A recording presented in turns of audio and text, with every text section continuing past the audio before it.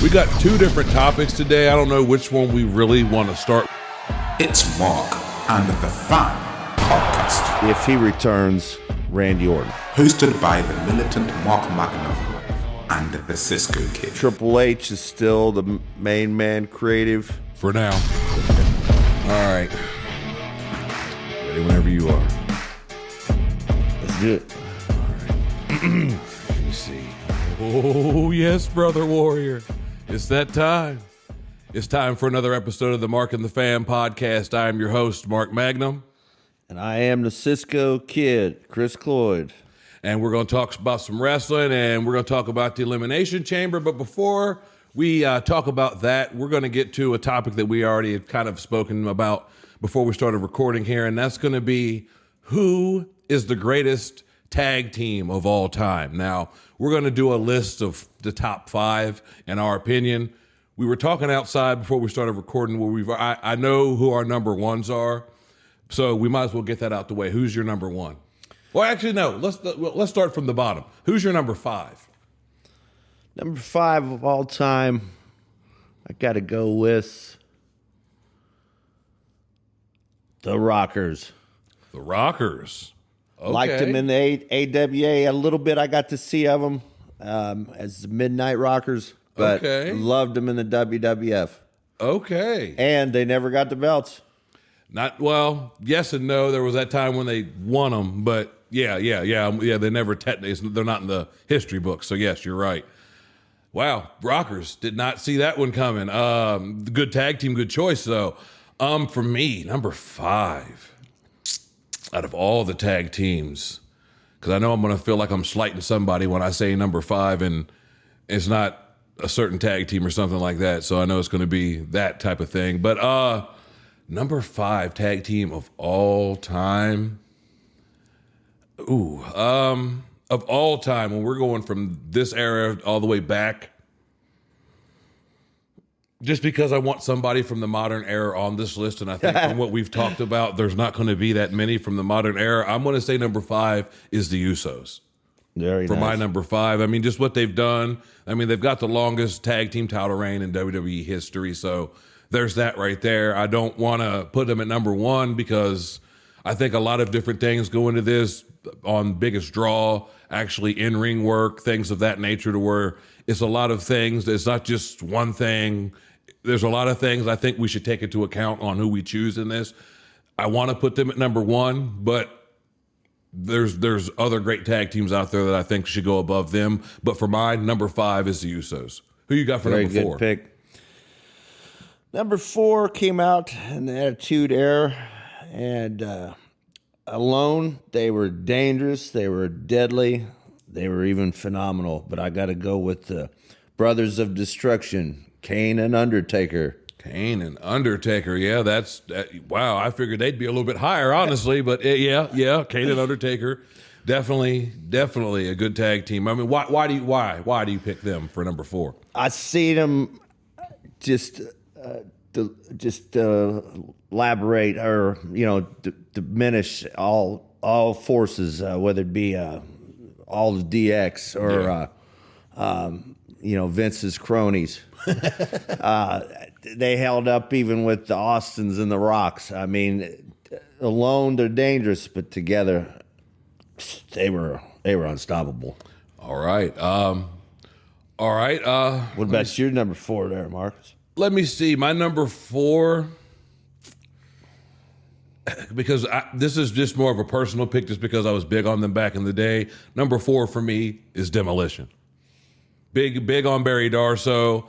I was a big fan of him when he was Crusher Khrushchev. I mean, big fan of his regardless of what he was doing. Repo Man, even though it was a terrible gimmick, he somehow made it entertaining. So, I mean, for me, number 4, in my opinion, is Demolition. I know for some they're a knockoff Road Warriors or whatever, but yeah, Demolition all day. Number 4.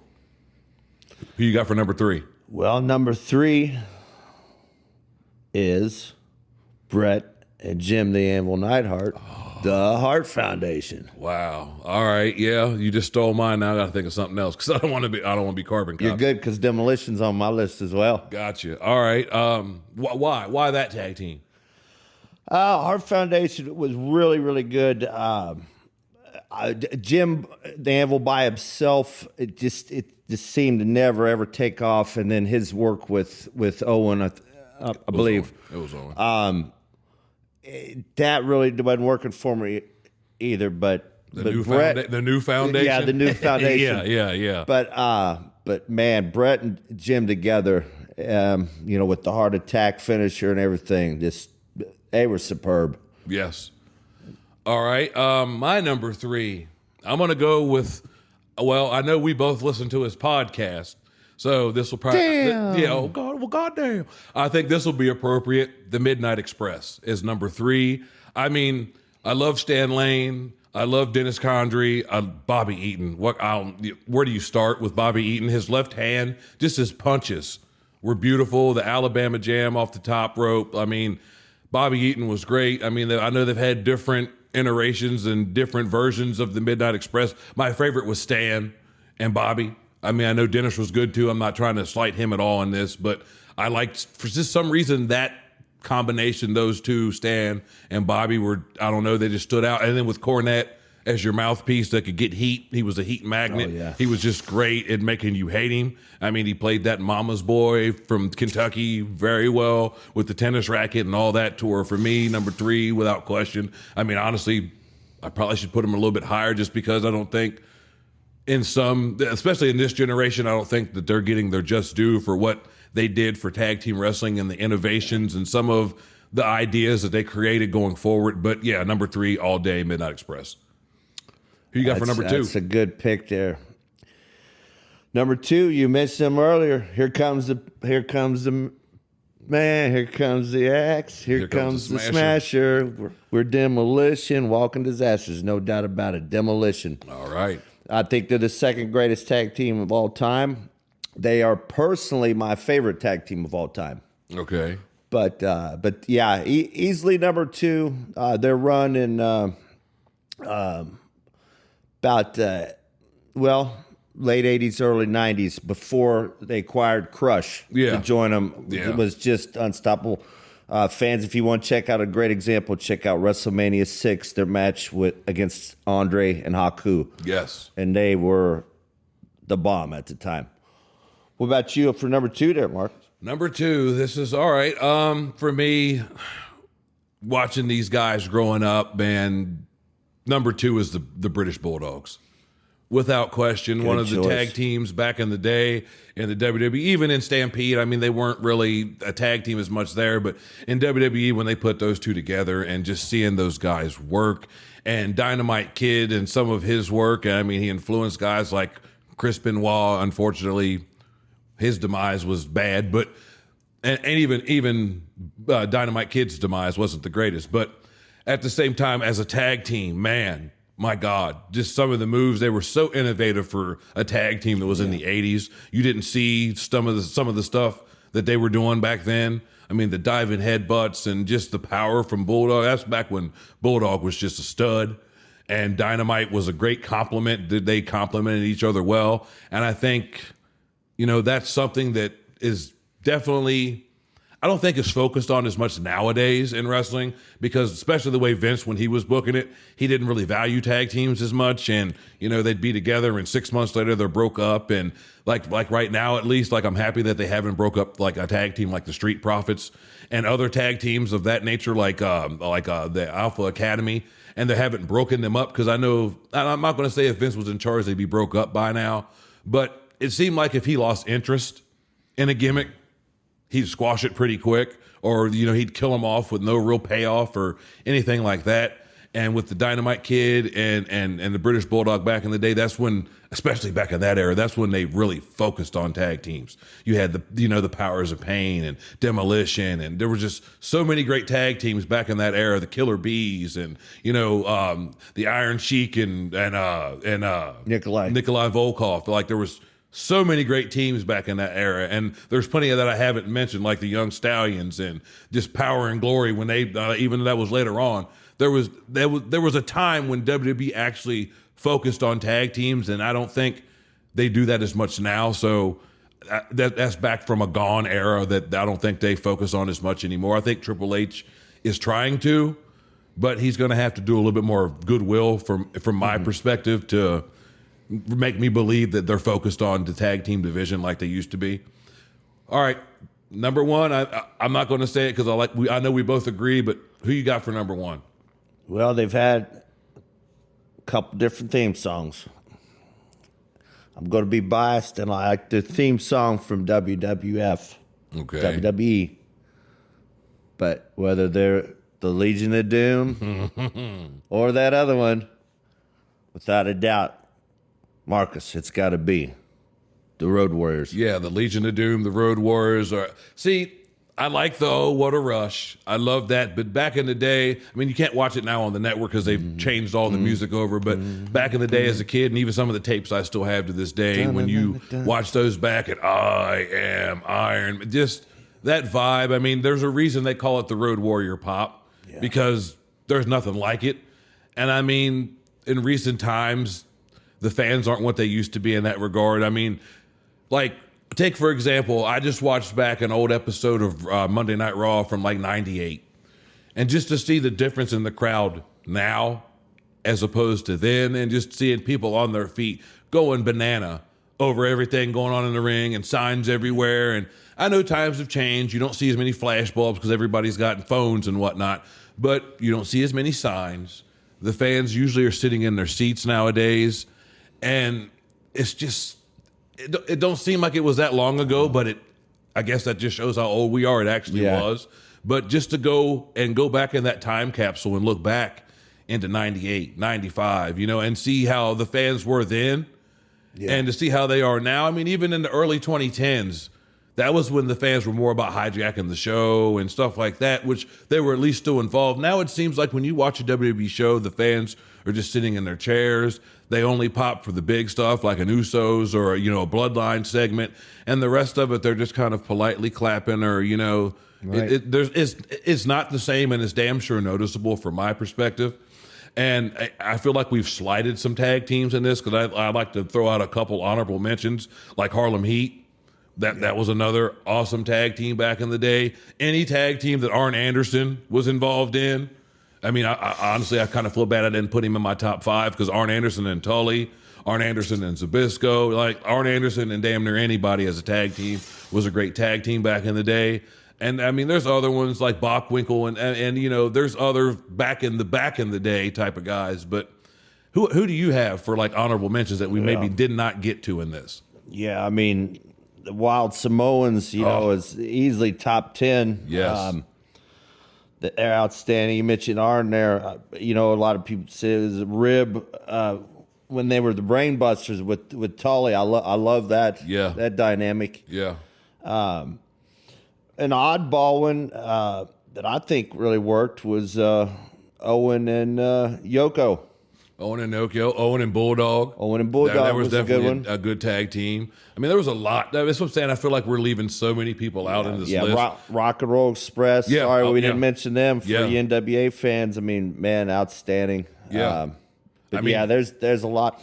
And like you mentioned earlier, hopefully Triple H will get a good stable of tag teams going again. That'd be really good for the product. It looks that way. I mean, you've also got you have other tag teams that I'm just thinking of off the top of my head that were great tag teams and may or may not at the time been appreciated. But I mean, you've got, like the Harley Races and guys like that wrestle tag teams, or the Dusty Roses that weren't specifically known for their tag team runs, but they were great tag team wrestlers. Like I said earlier, Nick Bockwinkel, Ray Stevens, a lot of guys, Pat Patterson, that you wouldn't necessarily throw them in that tag team category, but when you put them in a tag team match, it was always a winner. Superb. I mean, you also had tag teams in WCW like Pretty Wonderful. Always enjoyed me some Paul Orndorff. Paul Roma, I know he's, people have their opinions on him. I always liked Paul Roma. I liked him when he was with Jimmy Power as a part of the Young Stallions back in the day. So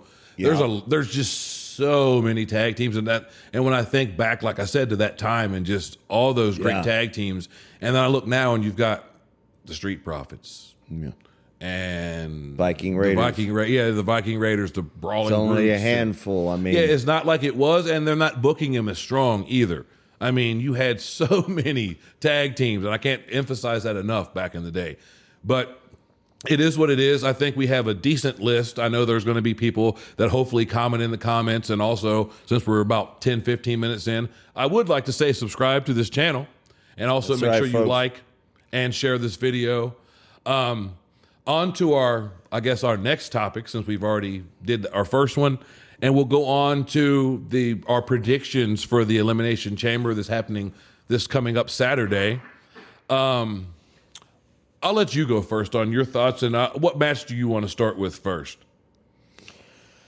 Well, I guess we could save the men's chamber match for last, or Roman. I think we'll save Roman. Roman and Sammy at the end. So what do we got there, Marcus? Edge and Beth Phoenix versus a couple members of the Judgment Day. Yeah, it's supposed to be Finn and Rhea Ripley, yes. Yeah, we'll go with that one. Yeah, that's going to be pretty good. We mentioned on our Royal Rumble one about the pop I heard when Beth Phoenix got revenge there and speared Rhea there at the entrance. And I mean, folks, there's a lot of folks. I know you're a big fan of Rhea there. Oh yeah. But there is a lot of people that want to see Beth Phoenix get her revenge for what all of Judgment Day did to her, specifically Rhea Ripley. I think Edge and Beth are actually going to win this one.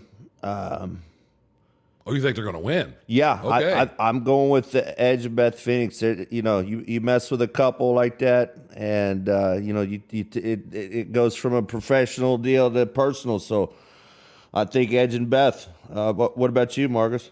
I think the exact opposite. For one, in the way you've booked it, I can see that working depending on who gets pinned. If Edge is the one that pins Finn, because from what the rumors we're hearing, they're supposed to wrestle at WrestleMania, Finn and Edge. So that could make sense. But what I thought and how I was thinking it was going to go, or my prediction, is I think the Judgment Day is going to go over this match. You've got Rhea about to go against Charlotte for the SmackDown Women's title at WrestleMania. You've got to make her look strong. I mean, granted, like I said, if you have it to where Finn's the one that gets pinned to further that personal rivalry between Finn and Edge, I think that'll work. And it's not a big deal no matter how they book it, I don't think. But if I was the one booking it, and my prediction is I think Judgment Day is going to win. I think maybe Rhea is the one that pins Beth to put that part of the rivalry to bed. And Edge and Finn can finish their part of the rivalry at WrestleMania. I don't know. That's my prediction. But we'll see what happens when we get there. On to the next one, though, and we'll go to the first of two chamber matches, and we'll go to the women's chamber match, and this for a shot at the Raw Women's Championship at WrestleMania, which is currently held by Bianca Belair. And in this match, we're going to have Asuka, Liv Morgan, Nikki Cross, Raquel Rodriguez, Natalya, and Carmella. Now, I'm looking at the names here, and I only see two names that realistically could win this match, and that's either Asuka or Raquel. Selfishly, I want to see Asuka win this match, so that's my prediction. I want to see Asuka versus Bianca, especially. I think Asuka's going to win just because they brought her back with this new character. It makes no sense to start her over, but I mean, I guess you could say the same thing with Carmella. But even though she's coming back basically to her recycled original gimmick when she was with, Enzo and Big Cass, so that's not really nothing new. And I guess Asuka's really nothing new either. She's going back to her old kind of gimmick. But if I was picking out of the women they've got in this match, and I've only got Asuka or Raquel Rodriguez, I mean, I know I've heard they may want to do Raquel and Bianca, but I'd rather see. So my prediction is Asuka. What do you got? Well, I predicted Raquel to win at the Royal Rumble, and I guess they're giving her another chance because I see Raquel busting through that chamber, and she cannot be stopped. She's on top of the world right now, Marcus. Yeah, Raquel Rodriguez all the way. All right, here's a quick question. Out of all these women in this match, who do you think will have the most eliminations? That has to also be Raquel. You think Raquel's going to have the most eliminations? See, on that, I think Asuka's going to have the most eliminations. So we're miles apart on this one, which is fine, obviously. But I get Raquel because, like we've talked about earlier in previous podcasts, she's one of those ones I can see in a year's time or whatever being SmackDown or Raw Women's Champion. She's already, held the tag team championship, so she's got one title on the main roster out of her way. She's already been an NXT Women's Champion and NXT Women's Tag Team Champion. So she's got some hardware behind her. So it's not like, it's totally off the wall to pick Raquel. But I'm still on that. She's not ready yet. Give her a little bit more time. Asuka needs something. I felt bad for her last year, just watching her kind of flounder and seeing a woman of her talent. And like we talk about with the guys, she's not to hate to talk about a woman's age, but she's not getting too much younger either. Father Times, has no fucking, anything on anything when it comes to that. So I'd like to see Asuka get her time in the sun because a girl like Raquel, she's still young. She's still got time. Asuka's almost 40, I believe. So now I want to say her sun's setting, but at the same time, she's only got so many viable years still left in her prime, and I would like to see them utilize her in a way that's productive for her, the company, and everybody involved. So, it is what it is. On to the next Elimination Chamber match. It's Austin Theory defending his United States title against Seth Rollins, Johnny Gargano, Bronson Reed, Damian Priest, and Montez Ford. I'll let you go with this one on who you think was going to win this one first. Yeah, that's interesting. Montez won that qualifying match to get in, and that to me was a surprise because I'm a big Elias fan. Mark. You're one of the few. Okay. Yeah. All right. But let's get serious here for a second, if we shall. We're looking at the future with Austin Theory. Yeah, he is champ, but I liked his odds. I liked his chances until I heard the other 5 contenders, especially Bronson Reed. My gosh, Bronson Reed might surprise us in that, or if my pick, it's probably going to be Seth freaking Rollins, baby. Oh, so you got Seth in this one. All right. I'd like to shout for Bronson Reed because I'm a huge, massive Bronson Reed fan. He might be the one that I think has the most eliminations. I don't think he's going to win the match. I think Austin Theory is going to win just because for the last several weeks, Austin has been saying the champ is here. And that's a callback to Cena and his old catchphrase. So it feels like, he's going to be the one that wins this match. I mean, not that it has to be for the United States Championship if John Cena and Austin Theory wrestle at WrestleMania, but I think there'd be extra stakes on the line if it was. Either way, it doesn't really matter. I think Austin's going to win this match. I mean, you do have Damian Priest, who I think they're slowly starting to heat up a little bit, and I like his work. I think it's kind of ironic that I said Money in the Bank instead of Elimination Chamber like he did on Monday when he screwed up during the promo, so I think that's kind of ironic I did that. Montez Ford, I mean, I said this on my own personal podcast. I'm happy that he's in the match, but I was kind of disappointed that Dawkins didn't win. I think a lot of people are sleeping on Dawkins. And Ford's great. Don't get me wrong. I love Montez Ford. His hot tags are magic. To see him get a hot tag in a tag match and him just come in and run wild. But I think a lot of people, and maybe Monday opened a lot of people's eyes to how good Angelo Dawkins is. I mean, he's a Cincinnati boy, so I got to show him some love there regardless. But I think a lot of people just see Montez and he's the more animated one. He's the more over-the-top one. I think sometimes Montez is a little extra at times, he's entertaining, but there's some times when I wish he would tone it down. And I love Dawkins and some of his work and just how big he is. He flies over the top rope just like Montez does. And Montez is not nowhere near as big as Angelo. But when I look at all these names, I damn sure don't think Gargano's going to win this match. I don't think Priest is. Neither is Montez. He's a tag team guy. He's just in there to do something flashy, I think. Seth is out of all these guys, I almost want to say I'm with you.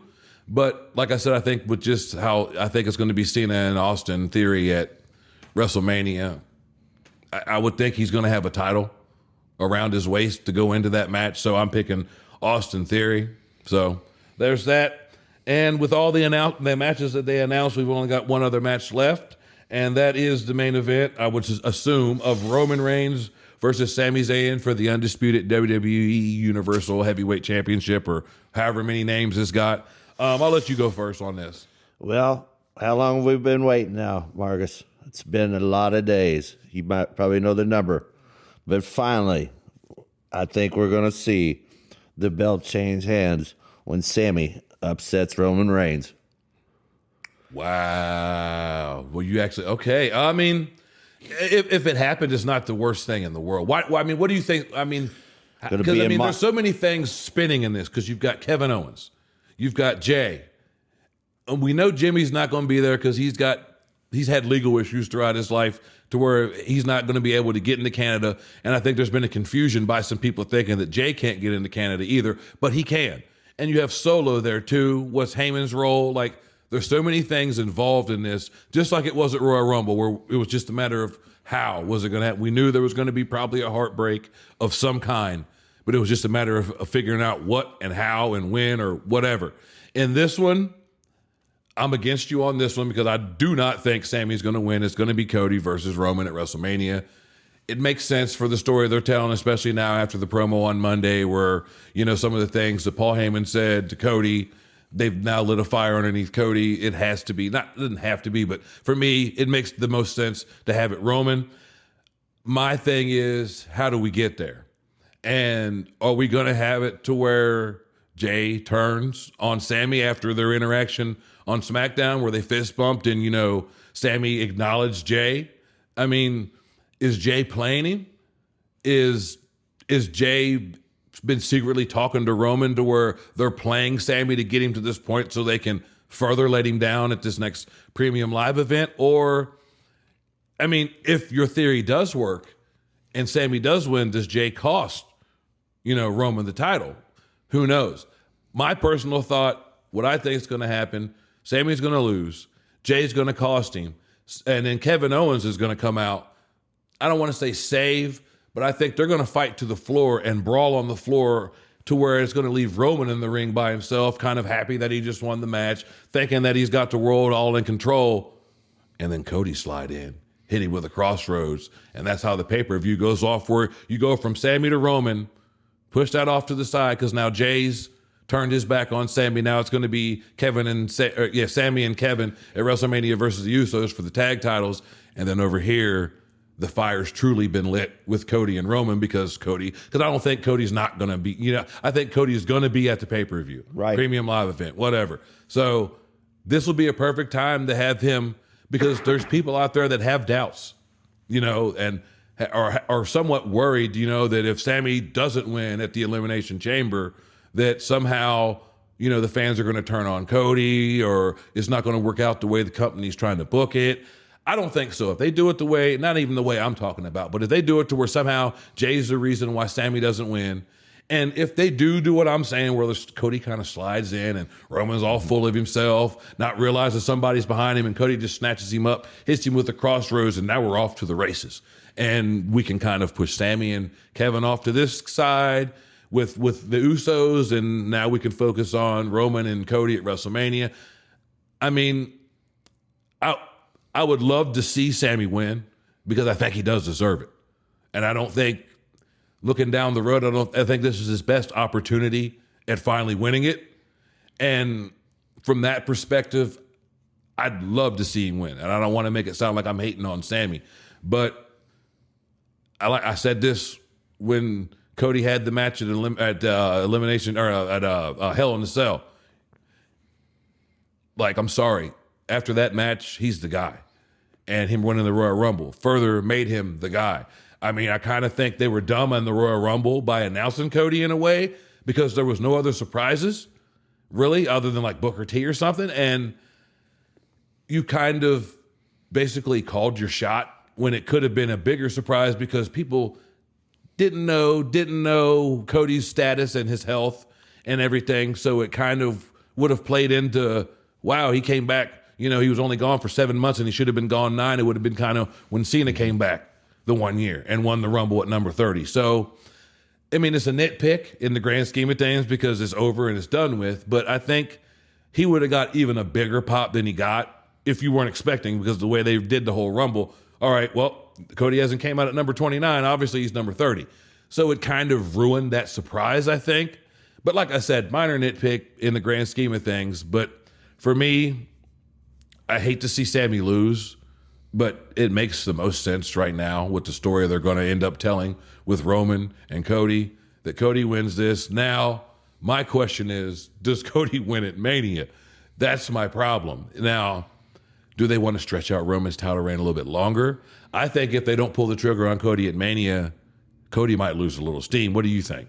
Do you think he has to win at Mania? Or can they push it off until SummerSlam or another premium live event? Yeah, I mean, for anybody to get I know I just predicted Sammy there, but for anybody to get the belt off of Roman is going to be extremely difficult. I mean, look at the list of people that Roman has crushed and destroyed: Brock, John, Kevin Owens, Jay. I mean, yeah, Edge, I Daniel mean, Bryan, big names. Daniel Bryan. I mean, you name it. He's done them all in. I think if Sammy hopefully pulls off the miracle here next Saturday, but if Roman was to keep it there, okay, maybe he's beat down a little bit more. Cody, if Roman makes it to WrestleMania with the belt, Cody probably has about the same chances as Sammy. So Roman's got he's got a hard couple months lined up, no doubt about it. I mean, but one of the things that I want to think of is what Sammy said to Paul Heyman on SmackDown, and he was just playing up the whole fact of he was trying to weave the seeds of dissension, and he does kind of have a point, because Jimmy and Jay are obviously brothers. Solo is also one of their brothers, to where if one of them feels a certain way, maybe Jimmy turns and feels the same way as Jay. I mean, I think at some point the bloodline will have to end. It's just a matter of how, just like the relationship with Sammy. It's going to end. We know it's going to end. It's just a matter of how. And I don't know if they want to make WrestleMania that night and have it to where maybe, Sammy and KO beat, the Usos on night one, to where the Usos feel some type of way now. They don't have any gold anymore. To where I'm not saying they're going to maybe help Roman lose, but they may not help him win either. They might just be complacent and just stand back and watch the stuff unfold while Roman expects them to actually get involved, and they don't. It's interesting to me, because this whole storyline, and I know we'll probably do a topic at some point on one of the podcasts about the greatest storyline of all time, but this is one of them. This is right up there with Macho and Elizabeth. This is up there with Hogan, joining the NWO. And it's one of those dynamics where you have to, it's going to be one of those ones when we look back on it 20 years from now. I think we're truly just like Macho Man or just like Hogan joining the NWO. We're going to be able to look on this 20 years from now and see the impact that this one single storyline made on the business, because there was a time, I know for the longest, I couldn't tell the Usos apart. Now with the storyline and Roman at the beginning of all this, kind of making that joke of, I can't tell you guys apart. And now with Jay having his own character and Jimmy having his own character, because for the longest, they were just the Usos. They were just a tag team. And you really couldn't differentiate one from the other than maybe a hairstyle or their tats or something like that. Now, I know before one of them speaks. I can look at them, and this has been for the last couple of years now, but I know they've been with the company for a while, and for the longest, I couldn't tell them apart. So I like that. And Solo, they've booked him as a beast. And I don't want to say they booked him like Umaga or something, but it's Umaga-esque, because he hasn't lost yet. And I think they're building him towards something. And I mean, you look at it when this all started. Jimmy, just another guy on the card. Jay, just another guy on the card. I mean, you had it to where Jay was main event Jay Uso. I mean, to where it made me believe he could actually be more than just a tag team wrestler. And I hate to be long-winded about it, but I mean, what do you think about the dynamic, and I guess how, if the bloodline breaks up, have the members in all this benefited from being in the bloodline? Absolutely. I mean, some would compare it to like the Shield and stuff. Not me. I don't even remember the Shield. I mean that's Wow. how sorry that was. Wow. But the Bloodline is totally opposite. I think it's the greatest storyline since maybe the NWO. I mean, you had Austin and McMahon and other things, we'll always love fondly. But I mean, But yeah, the Bloodline, there is feelings now for each individual. Some you like, some you hate. Oh yeah. But they could go so many places with this. With like you mentioned, with Solo, he could go on his own. Paul just manage him. They could do a super crazy twist later of, get to the point where, if Jay was to screw over Sammy and not help him out, the Bloodline be so hated that what if Roman spun off? Maybe they beat Roman down at the end, and then he finally turns the major, baby face that we wanted. I mean that's how good they're doing with the storyline, is all different directions that they're going, and how much we care about each one, whether we like them or not. So it's very good stuff. I think that's why the storyline stands out so much, because with a lot of storylines they do, and this is wrestling as a whole, not just WWE, it's not, I don't want to say predictable because that's not where I'm going, but with some storylines, you can see where it's going and it's very one-dimensional.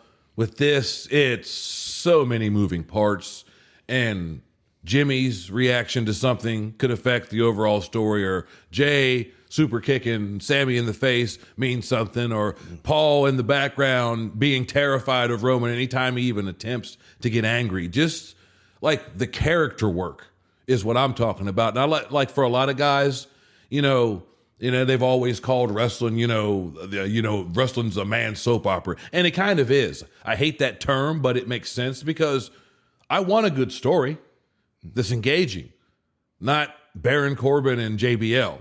I want something that from week to week, I want to see this. And for the last, how long? 8-9 months. This has been the main story beat throughout every single show. I mean, maybe not on Raw as much, but you'll have the Usos show up and defend the tag titles on Raw, to where just regardless of what else is going on in the company, the Bloodline storyline, and that's going to be one of my things when it's gone. What do they have after this? Right. Because then it's going to go back to just normal, standard, traditional WWE where, there's good matches, but do you have that compelling story that's going to hook fans like it has now? I mean, we've had, some of the highest rated Raws in years from this storyline alone. And, Cody can, take credit for some of that, of course. I'm not acting like it's all the Bloodline, but it's not Finn Balor. You know what I mean? It's not Rhea Ripley. I mean, that some of that obviously is, but I'm saying that's not why the numbers have jumped to what they have. I mean, we haven't seen numbers like this in years. So it's not like any other wrestler. Montez isn't the reason, nobody else on SmackDown's the reason. It's the Bloodline story. And Cody now coming back, that adds to it. But like I said, once the Bloodline's broken up, what do you have set up next? Is the Judgment Day going to be that group that steps up and takes that spot? Or are they going to be broken up by then? There's so many different things that concerns me for the long-term booking of the show, because this has been your breadwinner, your moneymaker, your ratings draw for the last 9-10 months now. And if they do sunset it, at WrestleMania or a couple pay-per-views or premium live events after that, what do you have to grip us after that? And I think that's something that a lot of people aren't thinking about. They're enjoying the ride just like we are. We're enjoying the ride. I know you're enjoying the ride. And it's just what next? I mean, what do you think they could even possibly do to even top? Because I don't think they can top this. No. But what can you do compelling to be like, all right, the Bloodline story was good. This is good too. It's not as good as the Bloodline story, but this will keep me watching. I mean, what do you think, if anything, they could do? Nothing really. That's where I'm at with it. Yeah. That's where I'm at with it. What do you have next in the chamber? It's like if you're in war and you fire all your bullets, do you have any more bullets to put in the clip to keep firing, or was that your last shot? Because if so, you're about to get murdered in war. So I mean, not that this is a war like that. AEW is not coming close to the ratings of WWE, but still, this could be, I mean, because this has been the most engaging story in wrestling in a long time. I don't care what they're doing in any other company. The ratings alone, when I look at Raw from earlier this year and they were at 1.7 million and, now they're at 2.5. And I mean, they're going up instead of down. It's because something's working. And I'm just afraid that when that's not a part of the company anymore, and because I guarantee you, once the bloodline goes on and it's dead, Roman will probably take some time off to where then you've lost a big star on top of that. Because Roman, I don't give a damn how people feel about him, boo him, cheer him, whatever. He's a draw. Yep. And what do you have after that? And this is what we've talked about before, just they haven't built anybody else. What are you going to do, call Goldberg? Yeah. What are you going to do? Like, who's next? And like we just talked about with Roman, he's beaten everybody else. Drew, and I mean, you name it, he's beaten them. Finn Balor, he's beaten them. So it's like you've kind of set yourself up for failure with Roman in a way, because you've made him so dominant for so long that even with Cody and how he's won the Rumble, we're still having a hard time believing Cody's going to beat him just because they've booked him so strong. So, I mean, I don't know if they just strap the wagon to Cody and just hope that the storylines and the stories they tell with him are enough to hold fans. But I mean, out of all the people you see on WWE on either Raw or SmackDown, male or female, who do you see as that star that's going to push the needle other than Cody? I hope it's LA Knight. I mean, I'm with you, but he's another guy that's in his later 30s. And I'm not trying to, I'm an older guy too, so I'm not trying to make it sound like, oh, he's older. And for me, that's great. And I hope they do push him. But you've got an Austin Theory. You've got other guys that are younger. Montez, and he's in his early 30s. I mean, there's guys that you've eventually going to have to pull the trigger on and not be on the fence like, yeah, he's good, but is it time? Because eventually, I mean, who's going to beat Cody? If Cody wins at WrestleMania, who's the guy to finally dethrone Cody? Austin Theory. I mean, like, who have you built up? I was surprised that Madcap Moss won on Friday.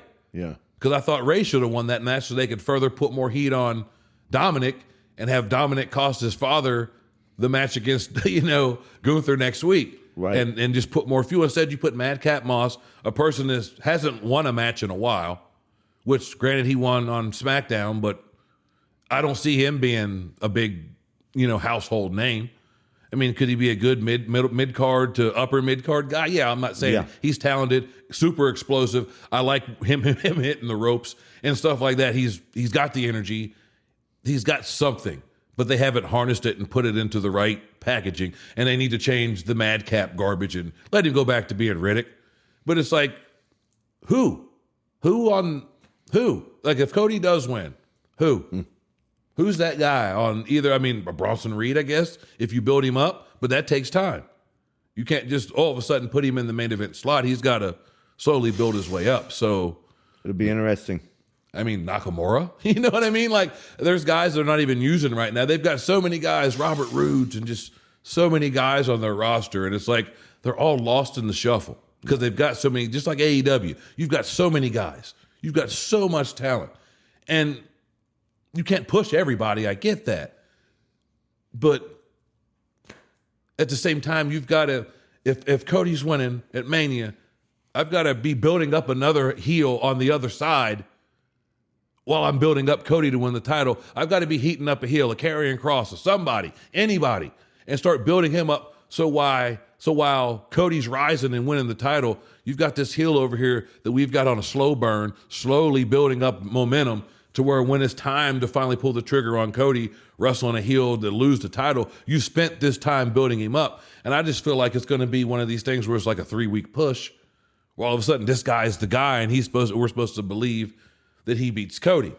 No different than with Roman. Like, we're having a hard time believing Cody is going to beat Roman because you put him up in a way where it's like he's untouchable. But I don't know. I guess we're at the end unless you've got any final comments. Well, Folks, I had a blast on this one. I thought this was a damn good show, just like all of them, thanks to my main man, Marcus. Hey, man, we do this together. And you got to hear our choices, top 5 tag teams. Good stuff. Love your list. Mine was super biased. Should have had a little more of the other guys on it, but yeah, and it'll be fun there with the chamber. No doubt about it. It's gonna be very interesting. Oh, yeah, definitely. I would like to say, anybody, comment in the comments. Give us something to talk to you guys about. And we're trying to build this channel, so please subscribe. We're trying to do big things with this channel, make it very popular. So if you don't mind, because I noticed and I'm looking at the numbers and just seeing a lot of people watch the video, but they're not subscribing. Just please take the time, hit subscribe, hit the notification button so you don't miss out on any new podcasts or any new content from us. But anyway, this has been another episode of the Mark and Fan Wrestling Podcast. I've been your host, Mark Magnum. Cisco Kid. Thank you, everybody. Thank you, Marcus. We'll see you next time. Take it easy. This has been the Mark and the Fan podcast with your hosts, Mark Magnum and the Cisco Kid. Find us on YouTube and Facebook. Please remember to like, subscribe, and share with your friends.